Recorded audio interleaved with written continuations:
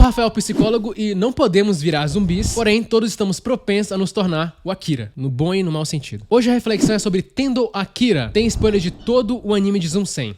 Vamos lá.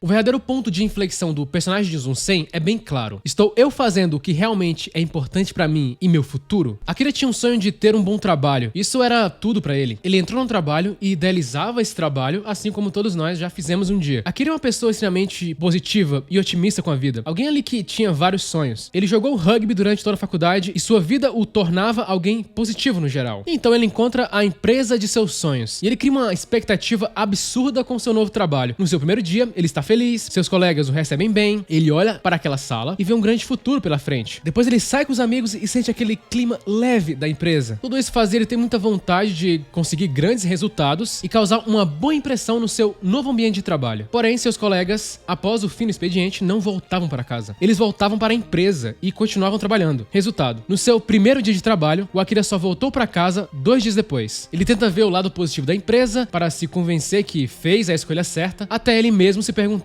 o que eu estou fazendo aqui? E essa pergunta para todos nós é bem importante. Pode ser que você não precise fazer ela. Pode ser que você faça ela apenas para entender que, beleza, você está no local onde você queria estar. Ou você está no local provisório. Ou você de fato está no local onde você não queria estar. Apenas se acostumou. Aos poucos, o castelo de idealização dele sobre aquele trabalho vai caindo aos poucos. Sem tempo para descansar, sem tempo para respirar. Ele começa a ver que as coisas não eram assim tão positivas quanto ele imaginava. Ele percebe que a garota que ele gostava, sua colega de trabalho, estava na verdade com seu chefe. Ele não era reconhecido pelo trabalho, apesar de ganhar muito bem, e consequentemente era chamado a atenção por motivos simples. E aí vemos o estado de desanimação dele. Na verdade, não desanimação, destruição. Logo vemos sua vida no trabalho refletindo sua vida fora do trabalho. Ele não arruma mais a casa, não tem ânimo para fazer outras coisas, a falta de expectativa e propósito minavam a vida dele. O Akira começa a sofrer uma espécie de estresse crônico. Como cita o pensador Joshua Smith, o estresse crônico é a liberação de hormônios do estresse em resposta ao estresse contínuo e persistente. Esse tipo de resposta ao estresse pode levar ao desgaste do nosso corpo, já que nosso corpo não é projetado para a ativação constante dessa ativação do estresse. O estresse em um trabalho extremamente abusivo é prejudicial porque nosso cérebro não foi projetado para isso. É esgotante e exaustivo ter hormônios do estresse continuamente sendo liberados, e isso cobra um preço em nossos corpos. O estresse estava destruindo a vida do Akira. O estresse ele aumenta a pressão sanguínea. Aumentar a pressão sanguínea pode ser bom se você estiver correndo nas savanas de algum animal. Agora, quando ela é aumentada por causa de um estresse psicológico crônico, isso pode levá-lo a vários problemas. Um deles é a hipertensão, induzida por um estresse que, teoricamente, não é natural. E vemos tudo isso no primeiro episódio do anime. Todo o estresse que o personagem passa a sofrer. E o estresse extremo meio que poderia levar o Akira a um burnout. Burnout é um estado de exaustão emocional, mental e muitas vezes físico, provocado por estresse prolongado ou repetido. Embora seja frequentemente mais provocado por estresse no trabalho, ele também pode aparecer em outras áreas da nossa vida, como quando você se torna pai ou mãe, ou até em relacionamentos românticos. O burnout é mais do que estresse. É o resultado de um estresse crônico prolongado e não gerenciado em uma pessoa que não possui as ferramentas de enfrentamento necessárias. E tal como outras formas de estresse crônico, pode ter efeitos catastróficos para a saúde. Como acontece com Akira, que em determinado momento pensa até mesmo em tirar sua própria vida. Ele fala depois de estar esgotado: se eu fizesse isso, não precisaria voltar ao trabalho amanhã. Nesse momento, o estresse do Akira já estava em um nível altíssimo e absurdo. E ele chega ao nível onde ele não tinha mais prazer em viver. Então, com isso, o apocalipse zumbi surge como uma espécie de salvação pra ele. Pra quem assistiu Chainsaw Man, isso aqui é meio com a introdução do vídeo do Denji, tá? A primeira coisa que ele pensa, né, ao correr de zumbis, é que não podia se atrasar para o trabalho, só para não ter o seu chefe gritando com ele novamente. Olha que curioso. Mas depois ele pensa: espera, eu não preciso mais trabalhar. Era igual eu na escola querendo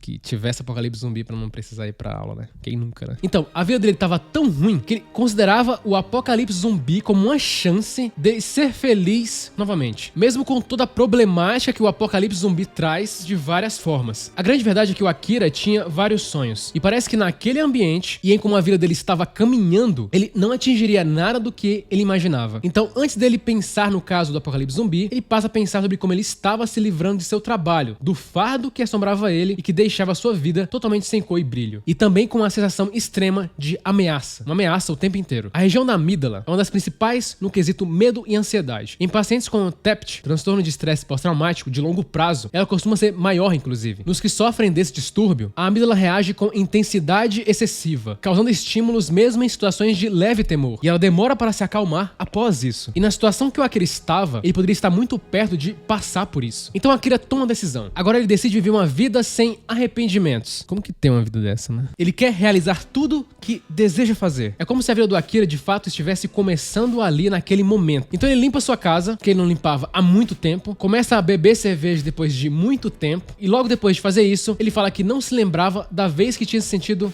tão bem. Só que aí depois do pico de bem-estar, Akira começa a analisar os danos dessa nova vida e percebe que mesmo assim não tem como ele fazer tudo o que ele quer. Afinal, a vida é bastante curta para fazer tudo o que queremos. E sua lista de desejos, sua bucket list, vem justamente daí, justamente desse pensamento. Agora, Akira queria fazer coisas que ele colocava como desculpa para acabar não fazendo, coisas que eram importantes para ele, pessoas que ele queria ver, como seu amigo Kensho. O ponto mais importante nisso tudo é a mudança de postura dele. Ele passa a ser mais corajoso e assertivo do que antes. Akira, por exemplo, tinha um grande sonho de se tornar um super-herói, um sonho de infância. Ele queria poder salvar pessoas sem necessariamente ganhar algo em troca. E ele tenta colocar esse plano em prática. Só que a Shizuka, uma personagem importante também, seria a nova pessoa que ele começa a gostar depois da menina que tava com o chefe. Essa menina fala uma coisa que parecia uma grande realidade para ele. Shizuka fala que essa vontade dele de ser super-herói vinha apenas de um complexo de inferioridade que ele poderia possuir. E isso fazia sentido pro Akira, principalmente depois desse trabalho, que fez ele se sentir com a autoestima mais baixa, porque ele era constantemente colocado para baixo. Mas mais do que a roupa de super-herói, a postura dele perante a vida, tanto a postura corporal quanto pelas atitudes, mudavam bastante o Akira. Com base em descobertas anteriores sobre testosterona e cortisol, os pesquisadores queriam ver se assumir uma postura por um período tão curto de tempo levaria o cérebro a mudar as engrenagens hormonais e criar o típico padrão hormonal de alta ou baixa potência. E a resposta foi sim. Os participantes do estudo que mantiveram posturas de alto poder tiveram seus níveis de testosterona aumentados, enquanto os participantes que assumiram posturas de baixo poder tiveram seus níveis de testosterona decaindo. E o inverso aconteceu com níveis de cortisol. Então era inegável que esse novo padrão de comportamento do Akira estava fazendo ele se sentir melhor no controle da sua própria vida. Akira tem uma forte tendência a ser influenciado e também a aceitar o que as pessoas falam pra ele, mandam nele, sem ele questionar. Talvez ele não queria passar uma imagem ruim para as pessoas, talvez ele queria ser a pessoa agradável que todo mundo gostava dele, mas mesmo assim, tinha um garoto que não gostava dele, justamente por ele ser assim, mostrando que não importa o que você faça, alguém não vai gostar de você. E o chefe dele usou dessa vulnerabilidade do Akira para controlar mais ele, para abusar dele. Seu chefe o humilhou em diversos momentos, criando uma relação de dependência e submissão. Quando ele encontra seu chefe novamente no Apocalipse Zumbi, ele se coloca na mesma situação de antes, sendo que seu chefe não era mais seu chefe. Porém, quando o chefe dele ofereceu que ele cuidaria dele no futuro, ele acaba abandonando seus amigos pelo medo de ficar sozinho. Como ele sempre foi alguém sem autonomia e que gostava de esperar pelos outros, foi fácil ao chefe desenvolver esse novo senso de controle sobre ele novamente. Seu chefe usava a desculpa de querer ajudar ele a não se tornar um zumbi também. Então tudo que ele precisava fazer era escutar o que seu chefe dizia e não questionar, criando um cenário inteiramente manipulativo. Akira, após essas palavras do seu chefe, diz que vai continuar com ele. Ele tinha sido tão manipulado que nem conseguia mais pensar normalmente. Quando você sofre algum tipo de manipulação por um certo agressor, quando esse agressor mostra algum tipo de ação que não envolva necessariamente uma agressão, algum ato bondoso, um simples ato, podemos valorizar muito aquela ação, porque estamos em um cenário onde sofremos bastante. Então qualquer coisa positiva, veremos como muito positivo. Similar ao que acontece com a síndrome de Estocolmo. Qualquer ato de bondade ou mesmo ausência de violência parece um sinal de amizade e cuidado. O agressor parece menos ameaçador e começamos a imaginar que ele é nosso amigo e que estamos juntos nisso. Um fato que acabou ocorrendo com Akira. Mas aí são as palavras da Shizuka, que tinha passado por algo semelhante, mas com o pai dela, vídeo dela semana que vem. As palavras dela que puxam Akira de volta. E com isso ela acorda não apenas ele, mas todo mundo ali que estava trabalhando pro chefe dele, sendo manipulado. Akira gostava de evitar confrontos, evitar conflitos, evitar colocar seus valores e vontades por medo de desagradar e por ter uma baixa confiança em si mesmo. Tanto quando ele vê o seu chefe novamente, ele começa a ter uma sensação de sufocamento, de aperto no peito. Típicas reações de estresse frente a algo que se tornou traumático. Quando evitamos uma situação difícil, inicialmente experimentamos uma diminuição da ansiedade. Esse alívio que sentimos é muito recompensador. E isso torna mais provável que queiramos continuar com o comportamento comportamento de evitação no futuro. Ironicamente, quanto mais evitamos uma situação, mais ansiosos ficamos em relação a enfrentar essa situação no futuro, já que não resolvemos o problema. Logo, a evitação, na verdade, alimenta a ansiedade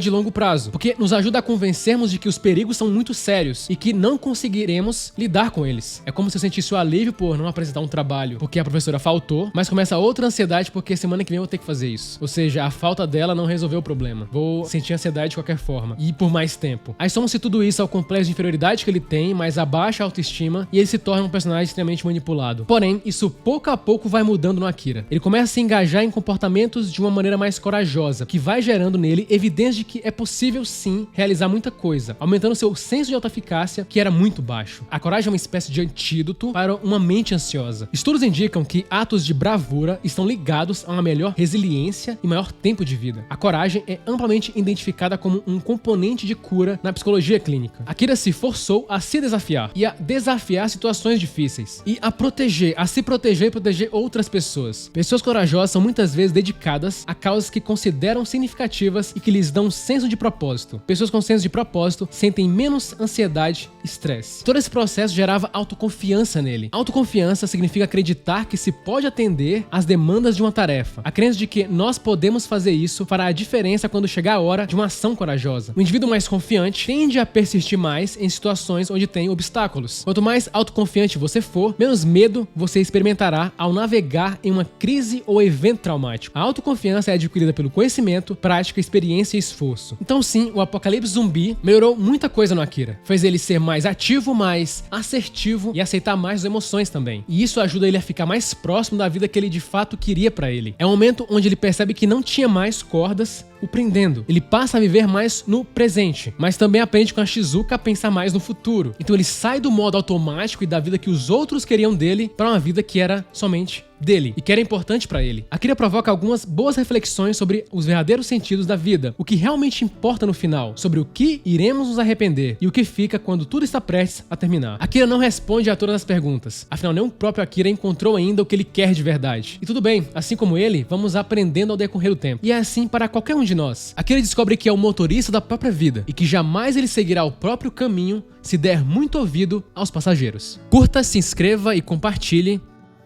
É apenas o começo.